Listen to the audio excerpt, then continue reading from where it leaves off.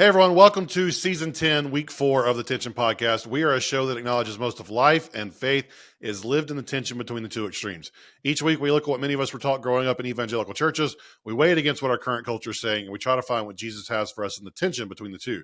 If we haven't met, my name is Jonathan Crone, and we're joined as always by our co-host, Mr. Eric Williams. Eric, go ahead and say hey to the people. Hey, we're rolling. Week 4. This is like the cleanup hitter.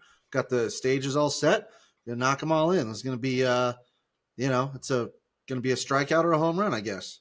We'll see which one. Well, it is the third of kind of a 3-episode arc of this whole loving others like Jesus type of thing that we've been talking about. So we've got the other 2 on base, and they've stolen second and third, so they're in scoring position. We just have to do our job and get them in here. There you go. And all the non-baseball people just tuned out. So that's cool. All right, welcome back. Welcome back. So, hey, for today's show, I've had this question rolling around in my head since COVID. So it's been about 4 years that I've been thinking about this. And the question is, why is it so dang hard for people to love their neighbor? Huh. It seems like one of Jesus. I might leave that in there. Jesus. It seems like one of Cheez-Its easiest commands. It does. I mean, but seriously, it does seem like one of Jesus' easiest commands to just love your neighbor. Yeah. He even goes, it doesn't matter who your neighbor is. Just love them, treat them well, serve them, be a good person.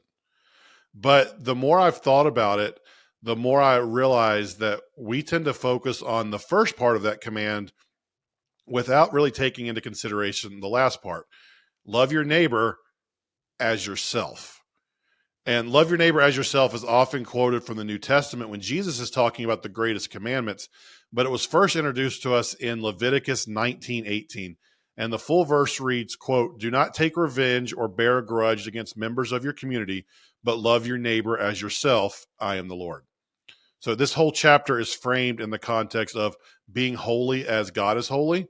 So if love your neighbor has been a commandment since we first got commandments from God, and this is part of us in our desire to be like him, why is it so freaking hard for so many people to simply love their neighbor?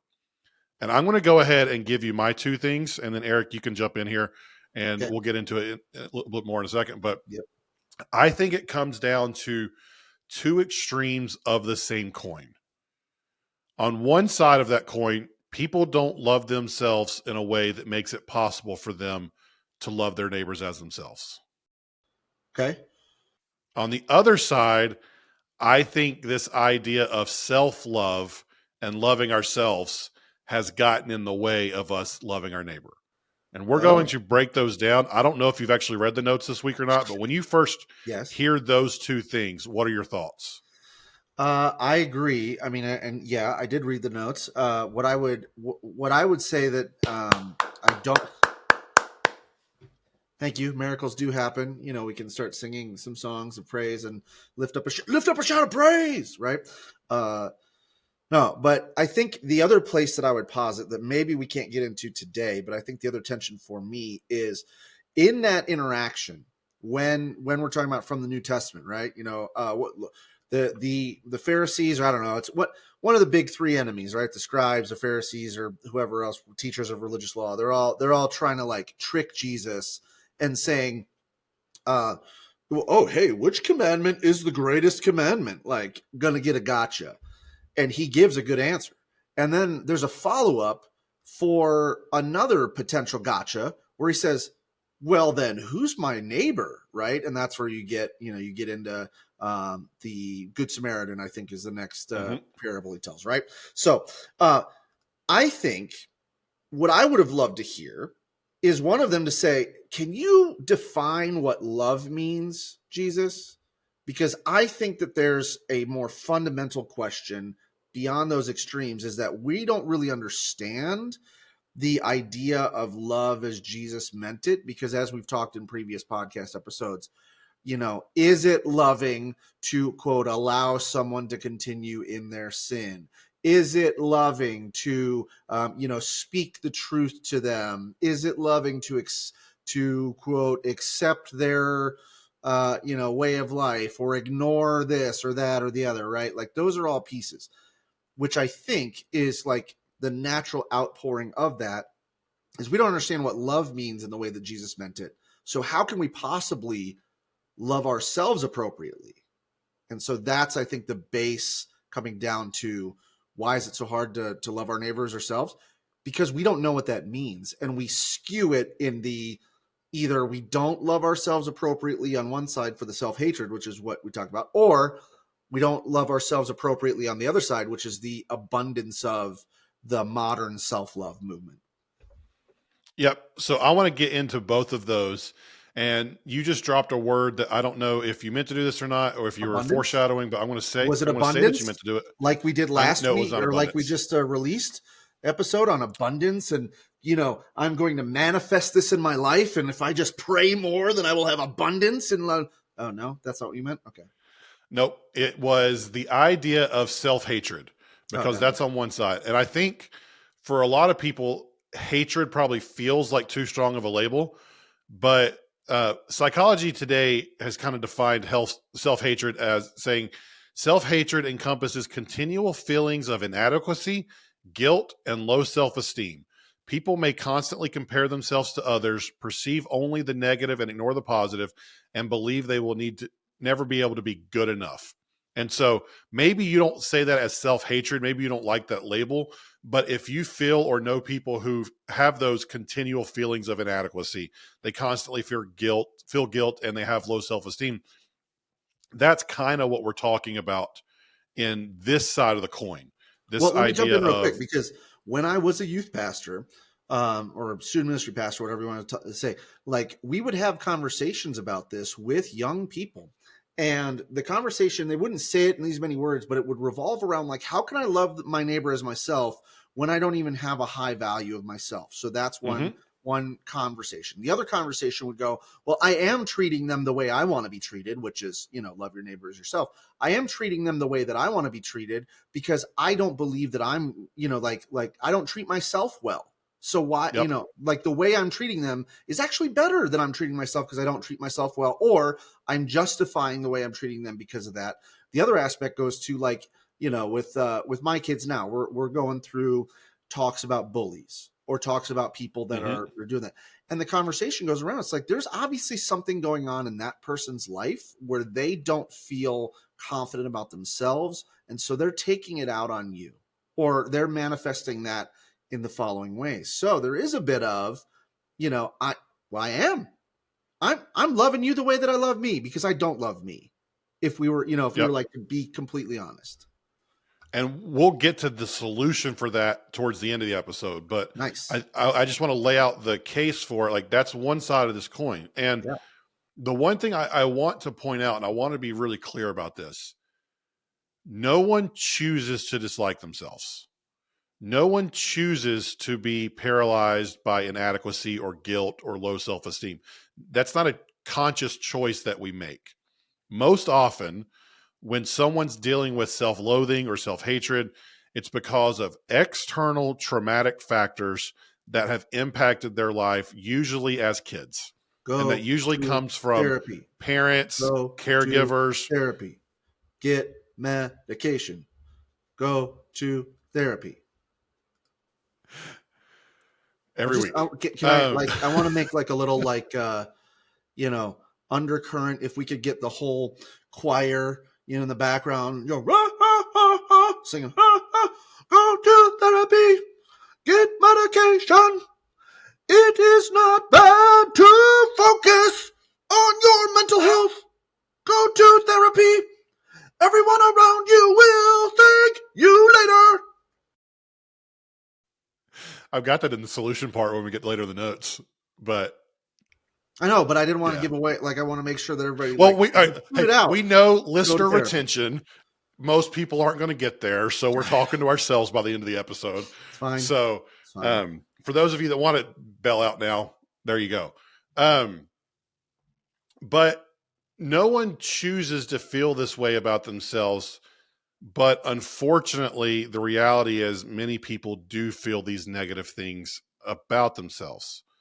So, Eric, you've hit on these a little bit, but as you think about our negative self-image and how that impacts how we love others as ourselves, what does that bring up in your mind? Yeah, so we touched on a little bit on the bullying. Like, um, if I have a low sense of value and I can't raise my own sense of self value or self worth, right? I'm down here. The only way for me to feel adequate or like I measure up to anybody else is going to be to what? Is going to be to tear you down to my level.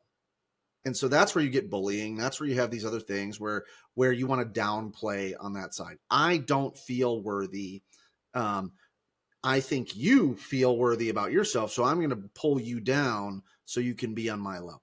So that's a negative piece. I think anybody that's grew up. I don't know. I think that was kind of a big response to the bullying when we were kids. 80s, 90s, early 2000s was like they're not happy about themselves, and so they've just got to like tear you down. So bully side.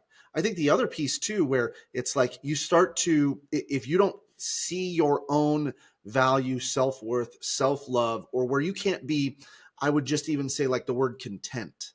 I can't be content with what I have. So that's the gap between my contentness and my expectation is filled with jealousy, or is filled with anger, or is filled with hatred. Because now, gosh, how much time? How much time have we been talking so far? 11 minutes. This is probably not a new record for me to start talking political, but bingo, like that's where we're going to start othering people and say it's those immigrants, it's the libs, it's the fascists on the right, it's the this, it's the that, because you have to fill that gap between I'm content with what I have and my expectations or what I see in others. And so you're going to fill that with some othering, and you're going to somehow start to demonize other people because of whatever. And I think that stems because you don't love yourself, or you're not content with who you are, what you have. You're not. You don't have a firm foundation in the image of Christ within you. I think that's one side of it. I would actually say another portion of this is when you're constantly worrying about what people will think of you, it actually paralyzes you from doing the good things that you really want to do. Yeah.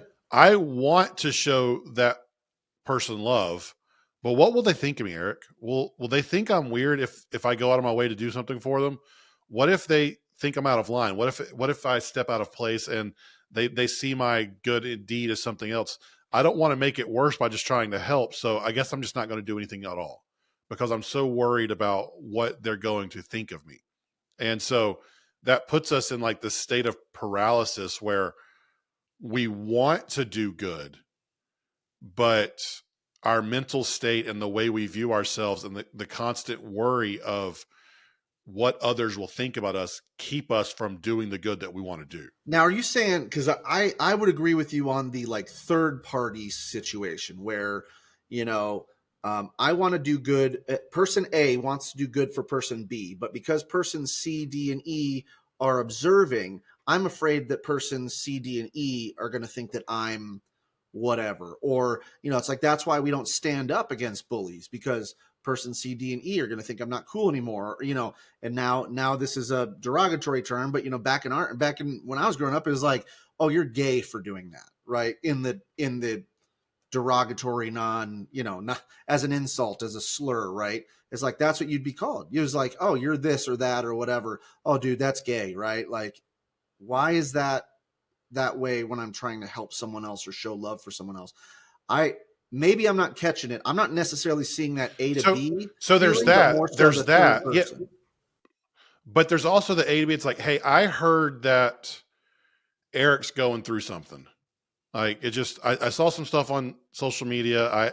One of his friends told me about Okay, okay, this. okay. And so I think I I, know where I you're going. want to I want to reach out. I want to do something loving to them, but what are they going to think about? Like, I don't want to pile on, and I Yeah, don't want yeah. them to think Okay. negative of me. So I don't know if I should reach out to them. I don't know if am I going to make it worse, or what, what are they going to think of me if I do that? Am I supposed to know this?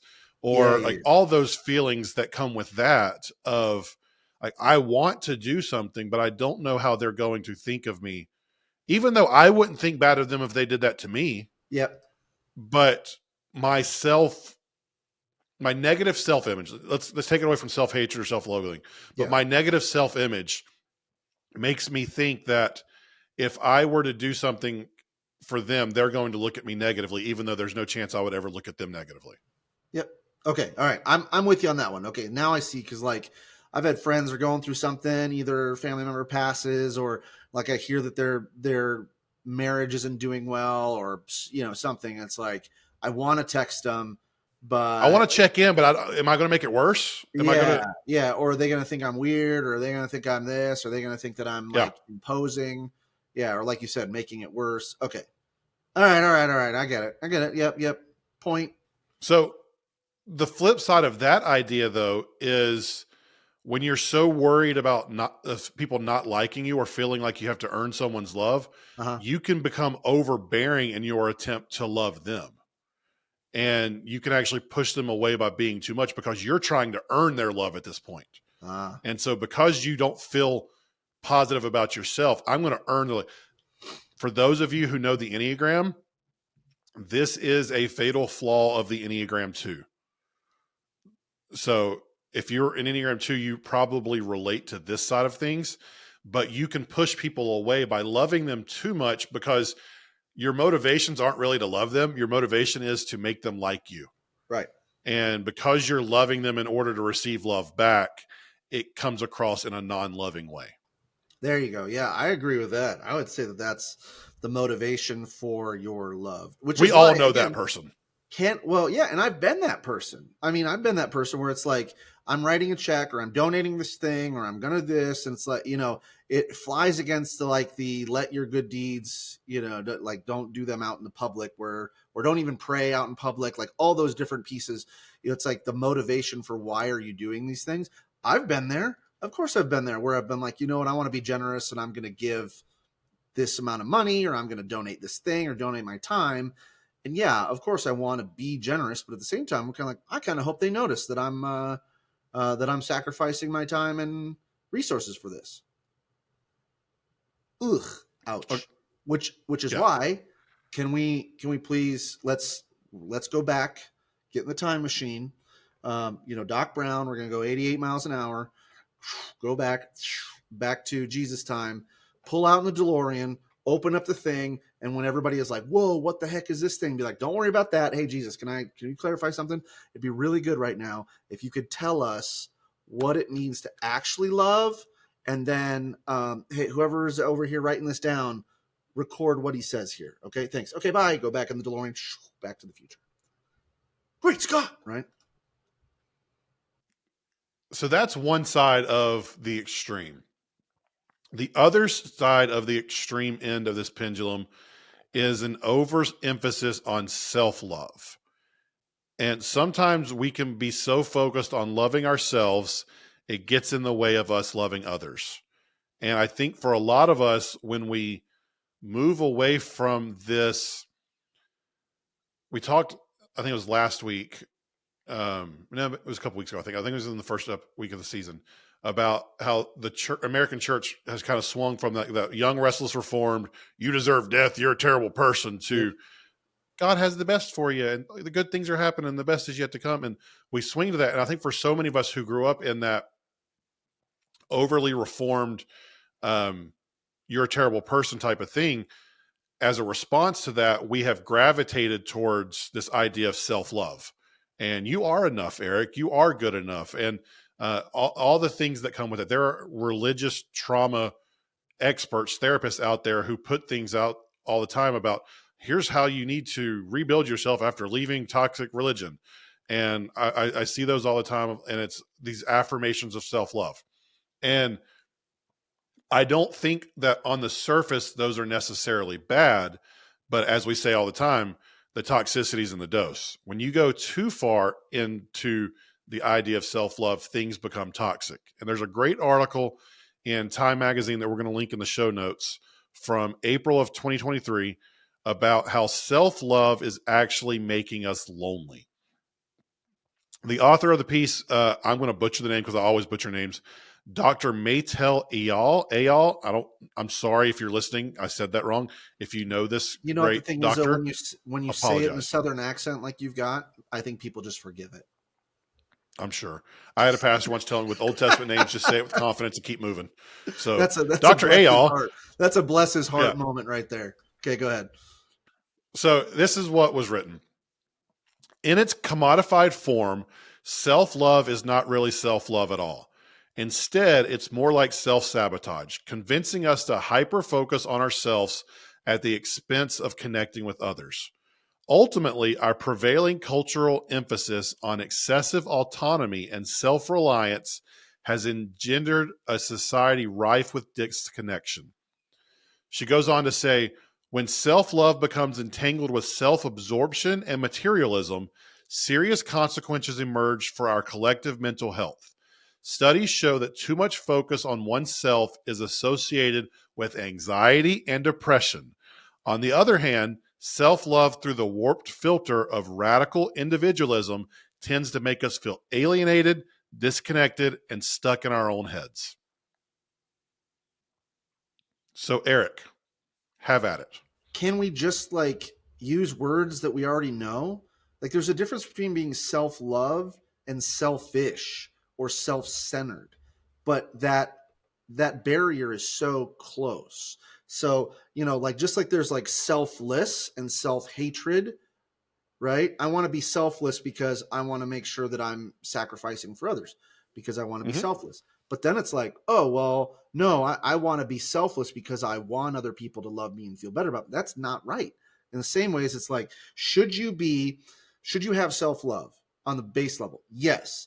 And, whether you've gone through therapy or other pieces like that, things that I definitely recommend, there's a sense of like when an emotion comes up inside of me on a reaction that's happening, should I identify where that feeling is manifesting itself physically in my body? Yes. How is that affecting me? Take some time, take a breath, do like a self-evaluation, a self-check. Yes, that is great. Like that has helped me immensely. But when all you're doing is checking your own diagnostics and looking at your own dashboard and never seeing what's around you, like let's say you're flying a plane and you're only looking at your own instruments, and you're not seeing what's happening around you, and you're only focusing on the internal. And I think that's where we're talking is like on one there's almost like pendulums within the pendulum. On the Mm-hmm. self-love side, you're going all the way to the extreme of it's selfish and it's all about me, and I care too much about me that I don't care about you. So I see that a lot with like, the way that Gen Z, quote unquote, and even some millennials are being called in the workplace, where it's like, oh, boomers and Gen X, when they're asked to stay an extra 15, 20 minutes, they're like, oh, yeah, I'm going to do it because I'm going to do it for the company, blah, blah, blah. And millennials and Gen Z are like, I don't care. I'm out because I need to protect myself, worth, and I need to protect myself this and self that. There's a happy medium in there where you don't have to be an expletive deleted, a butthole here, and act that way when you can still say, I've got boundaries and I can care about myself, but I don't have to care about myself to the exclusion of others. Yeah. And there's the idea that self-love in and of itself is not bad. But as with everything, when our focus gets off, it gets toxic. Mm-hmm. And unfortunately, for many of us who are in the situation that we are, that we know our audience is, that are kind of leaving fundamentalism and trying to find a new way to follow Jesus that is more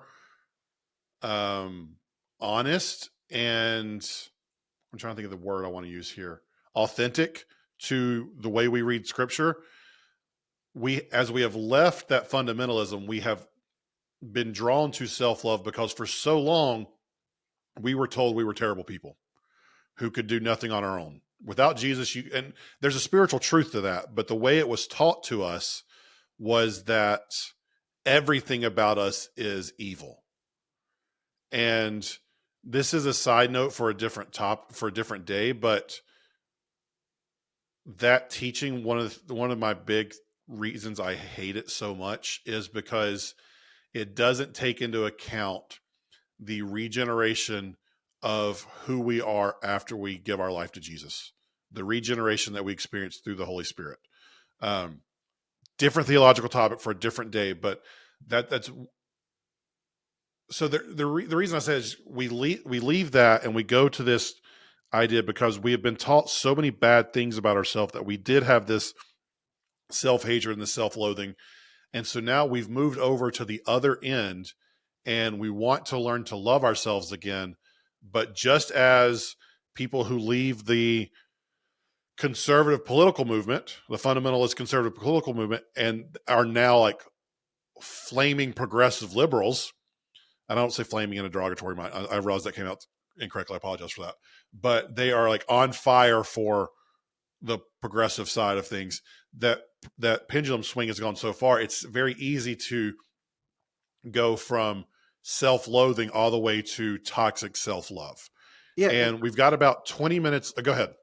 I was going to say, so here's the example that I've heard used before when it comes to these types of things, right? Is, think about when you fly in an airplane and they talk about the oxygen tank, the oxygen mask. It's like if you're traveling with someone, a minor or whatever, or a loved one, put the oxygen mask on yourself first before assisting others. And I think too many of us forget the second part, and we go, well, I've got to make sure I've got the oxygen mask on myself because otherwise, like I have to be good first. Yes, you do. But if you stop there and you're not putting the oxygen mask on yourself first so that you can be useful to others, that's where I think we go wrong, is we stop at the, similar to our conversation whenever last week or whatever about truth in love. If you don't put them both together and say, yes, I need to make sure that I have a healthy self-image so that I can be a better husband, a better father, a better son, a better brother, a better neighbor to people around me. Yes. But if you go, no, I just need to have a healthy self-image. For some people, like you've alluded to, whether it's leaving toxicity in church or leaving abusive situations at home or an upbringing that wasn't awesome, yeah, you might need to take some time and say, all right, I need to do some healing with a therapist, under the direction of an expert. I need to do some self-healing to bring myself back to an equilibrium so that I can be someone who is a productive and helpful and generous participant in this social love your neighbor aspect of it. And that's what I want to spend the next 15, 20 minutes on, because that's how much time we have left in today's episode. Before we do that, if you like the show, please leave us a rating wherever you listen or watch. If you listen on Apple Podcasts, it'd be a huge help if you wrote up a small review. If you're watching on YouTube, make sure to subscribe and hit that like button on today's video. Okay, that's out of the way. Ooh. The way we live in this tension, Eric has said it multiple times. It's like we have it here in the notes for a reason. The first place that we start with so many weeks is therapy and counseling. It looks different for so many of us. Sometimes it's clinical therapy. Sometimes it's having wise counseling from good friends. Sometimes it's somewhere in the middle of those two. But whatever it is, we need to have others in our lives who can shine a light on the shadows that may be causing problems that we're facing. And I don't want to spend too much time on this because we've talked about it throughout the episode, but explicitly, if you're dealing with any of these, therapy and counseling is a great place to start. We are gigantic advocates of that. With that said, one of the biggest ways I think we walk in this tension is understanding our identity in Christ. And I'm not talking about the Christian Instagram influencer version of that, where they just have you recite who you are in Jesus to convince yourself everything's going to be okay. That's the pop psychology version of this. We don't want that. I'm talking about truly understanding who you are in Jesus. And a few episodes ago, we did a show on contentness and being content. And in that episode, I talked about what it meant for me to learn how to be content and this process I'm going through about learning to be content. And part of my contentness is learning not to chase likes on social media. I've had to relearn what Jesus thinks of me and let that inform my feelings and give me the dopamine hits that I've always tried to get on social instead of doing it on my own. I've had to understand what Jesus thinks of me and my identity in him. And what that has allowed me to do is be more confident in doing the uncomfortable thing needed to love my neighbor. I no longer worry as much if they think something, if they're going to think something negatively of me, if I take the extra step and do something loving. I know my motivations in that are to love them as Jesus loves me and as I love myself. So I'm going to do it more often than I would before. I also don't feel the need to show how smart I am by telling people how wrong they are on social media and get into social media debates about all sorts of stuff. That was a big part of who I was. But because I know who I am in Jesus, I don't have to do that. I can also be loving without having to worry about being right because I know how Jesus feels about me and I don't need the approval of others as much. He also doesn't need you to defend him. That's something There's else. that too. Yeah, like I'm okay. Sometimes you just got to be okay with other people being wrong. And I think I've joked with you about this too, but it's like you're allowed to be wrong in this. Like it's okay. You're allowed to have your incorrect opinion in this matter. That's fine, and I'm okay with it. Move on, because when you're confident that you are correct, or you're confident that you have the source of truth, you don't need to defend yourself. And when you're confident in what Jesus thinks of you and who you are in him, you don't have to prove yourself to be right. That's right. Truly understanding who you are in Jesus, it doesn't take away all of the anxiety and the inadequacy and the low self-esteem that so many of us, including myself, experience. But what it does is it gives us the confidence to move past those things in order to love your neighbor and love those around you. So you can get past that anxiety. You're still going to feel the anxiety. That's when bravery comes apart. You have to be brave enough to step out and love someone like yourself the way Jesus loves them, despite the anxiety. But when you have the confidence in Jesus and what he thinks of you, you can have the bravery to step past the anxiety. Yeah, I think the thing that I would add to that is, and I think if you've been in church for long enough, sometimes this just becomes it becomes something that's rote that you don't ever like really apply. But if you're truly forgiven, then you should be able to forgive others, right? If you can truly recognize on the other side that, like, I'm not perfect and God doesn't call me to get it perfect. So why am I treating others like they have to be perfect? And in a lot of cases, which we didn't really touch on in the pendulum side, but like in a lot of cases, the place that you are the most judgmental against other people is a place that you are judgmental against yourself, right? So, it's like, oh, well, I would never do that. Right. Well, you would never do that probably because in some ways you would feel judged because you did it. And it's like, okay, great. It's like, what does that have to do with what somebody else wants? Like I think about it from my, I've got relatives that will not be named, but they are definitely in the older generation. It's like anytime other relatives my age post about a tattoo or something else like that, especially if they're female, the reaction, which many of you probably are already like ticking on this one, but it's like, oh, you're going to look terrible in your wedding dress with those visible tattoos. Who gives a crap? First of all, like she doesn't care about that. Like, you are using that judgment because of something you feel inadequate in yourself or because something you wouldn't do. But admitting that, like, one, you are not the source of all preference and opinion and right and wrong. So if I'm allowed to say I'm not perfect, I should be allowed to give other people space and grace to not be perfect. If I'm allowed to say I've done some stupid things and I've been forgiven for those things, I should be allowed to say I'm going to give you space and grace and allow you to do that, because the the old adage I think is true: hurt people hurt people. And so if you are manifesting out hurt and pain to others, Hang on. I need to interrupt you. You didn't say that right. It needs more Southern. Hurt hurt people. people hurt people, Hurt people. hurt people hurt people. Forgiving people, forgive people. Forgiving people forgive people. Blessed people bless people. Anyway, so but that's it. It's like if you are recognizing that there's pain coming out of you. It's probably because there's pain within you. And I think that's another piece when you're looking at others and you say, like, if they're projecting pain out to other people, there's something probably within them that's hurt. And so I think as I've grown, I've come up, because I was that young, restless, reformed guy who used that A-hole.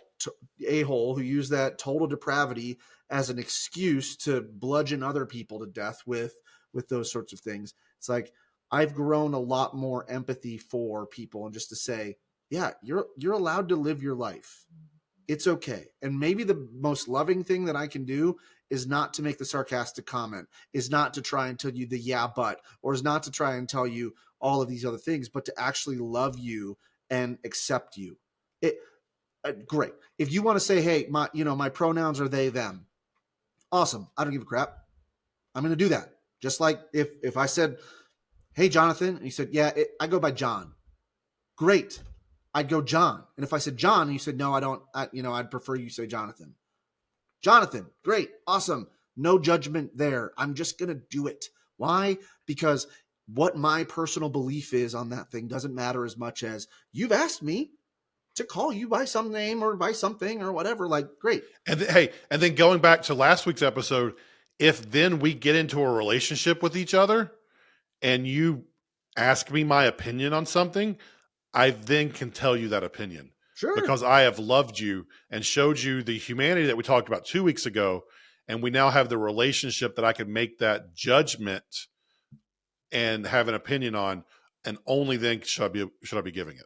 And I would also say the other side to that, which I don't think we talked about in that episode, is your opinion might change when you have that relationship, when you start to realize, oh, I'm actually talking to some, that's week 8 of this season. Let's say it's tattoos.